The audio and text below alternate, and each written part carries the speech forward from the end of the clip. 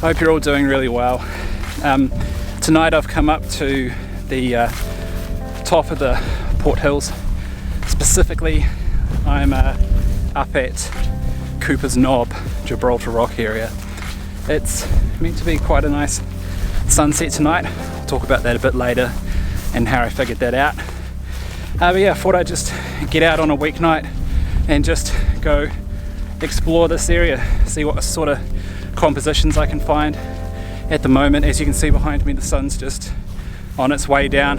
Probably got half an hour to 30 minutes worth of time before golden hour actually starts. But it's worth getting to places early just so you can try and scout out some unique compositions from this place. Sorry, I'm a bit tired. I forgot how fat I was. So yeah, just gonna have a look around, take some shots and just, yeah, see what happens. Hopefully we get a really nice sunset.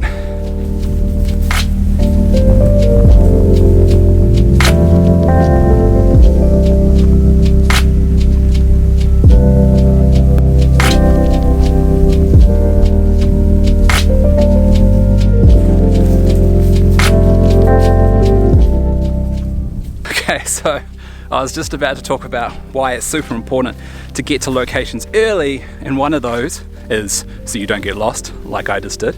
I've only been here once before and it was in the dark for sunrise, so I can't really remember this place at all. So one, so you don't get lost, and two, it affords you the time to be able to try and find those compositions. So when the light starts to happen and it starts to get really epic, you know, you're not running around like a headless chicken trying to find that composition. You already have an idea of what you want to shoot. So make sure you get to a location that you haven't been to early so you can scout and find those compositions. Okay, so I found quite a nice little composition here. Behind me is Gibraltar Rock, and right here is a little gap in the bushes with the grass sort of leading you into that gap and then leading you into Gibraltar Rock. It looks really nice. So I'm going to try and get a shot of that. As you can see though, a really annoying bush just here. So if you find yourself with something, bugger off fly. If you find yourself with something that's disturbing your composition, then make sure you get, what the hell is going on with flies?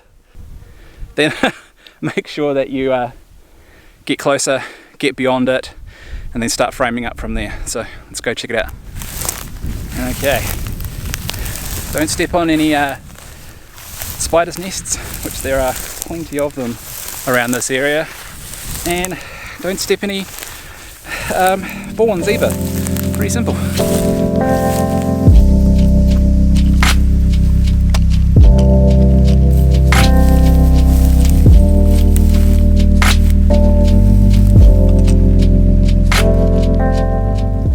Okay, so I've framed up my composition. But what's happening is that the sun's just gone behind the clouds. So what it's doing is it's actually darkening my foreground and Gibraltar Rock here, and it's obviously making the clouds really bright.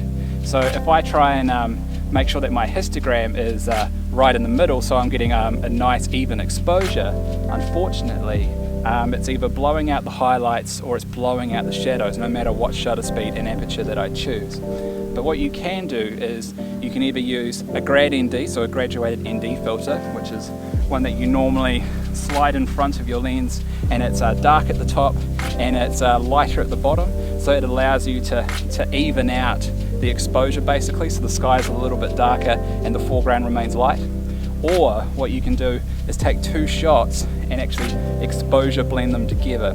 So expose for the sky and then expose for the foreground, and then in Photoshop, just like last week with the focus stacking, you can then use masks to put those two shots together so you have the right exposure. So that's what I'm going to try and do.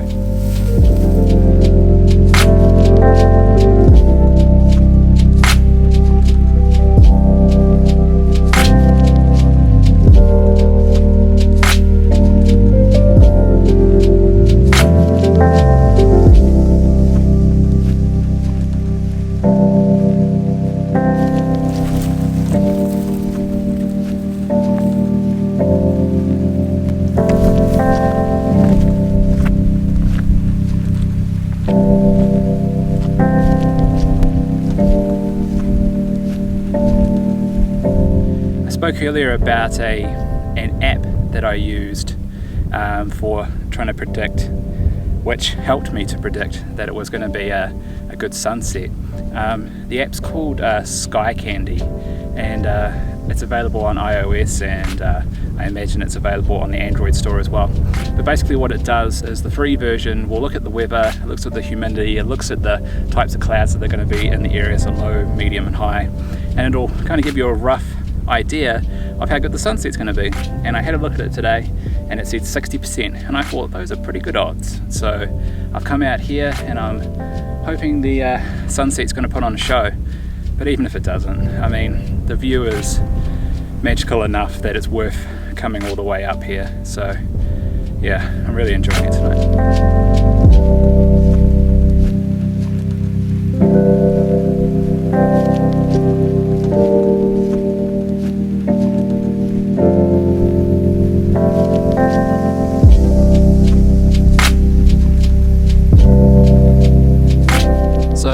For a while now, I've had this shot in mind that I've always wanted to capture somebody standing on top of Gibraltar Rock with the farmland and the mountains in the background. And I was lucky enough just then to spot that a few people had just climbed to the top and were actually standing there. Quickly moved my camera, focused on the 10-second timer because I was right at the end of my focal range at 200, and got the shot. So one that I've been wanting to do for a while and never got round to it so far just randomly happened. It just shows you that you should be prepared for anything and be ready to switch compositions and switch out lenses as quickly as possible when it comes to landscape photography. Brilliant. I can't wait to see what that looks like in Lightroom.